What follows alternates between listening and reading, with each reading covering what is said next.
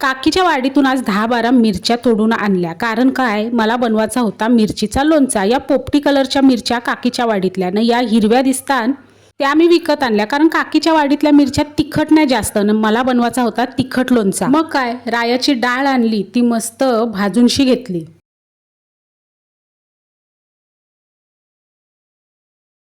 भाजून झाल्यावर मिक्सरला मस्तपैकी बारीक करून घेतली. आता मिरच्या कापून घेवायच्या आहेत. आपल्याला पाहिजे तशा कापायच्या. गोल कापा, उभ्या कापा, आडव्या कापा, आबडधोबड कशा पण कापा. मी काय केला, मी अर्ध्या गोल कापल्या ना, अर्ध्या अशा उभी चीर देऊन कापल्या. चला, झाल्या आपल्या मिरच्या कापून. आता काय, तेल तापत ठेवलाय. मगाशीच ठेवलेला मी तेल तापत, तो मस्तपैकी आता गरम झालाय. बघा, हाताला वाफ पण लागते मस्तपैकी. उकळवायचा नाही हो, गरम करायचा.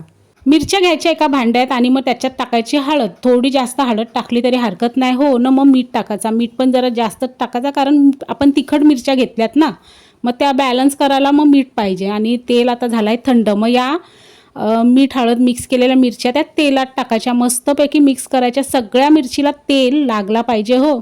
आता भाजून वाटून घेतलेली रायाची डाळ टाकायची. फार सोपा असता हा लोणचा. फार काय झंझट नाही, तामझाम नाही ना. हा आता थोडासा तेल जास्त टाकून तुम्ही बाहेर ठेवलात ना, तरी पण टिकतं. भरपूर दिवस टिकतं ना. मस्त तेल सुटतं. जर तुम्हाला पाहिजे तर चिमूटभर साखर पण तुम्ही टाकू शकता. झाले मी काय केला, भाकरीवर घेतला.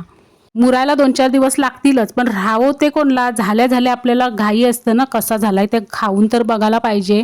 तर मग काय, एक घास भाकरीचा घेतला ना, मिरचीचा लोणचा घेतला, खाऊन बघते बरं. बघू झणझणीत झालाय तर काय बोलू र बाबा, झणझणीत तिखट मस्त झालाय. तर मंडळी, आज तुम्हाला मस्त मी साधी सोपी रेसिपी सांगितली. तुम्ही पण बनवून बघा, जाम भारी लागतं हा लोणचा.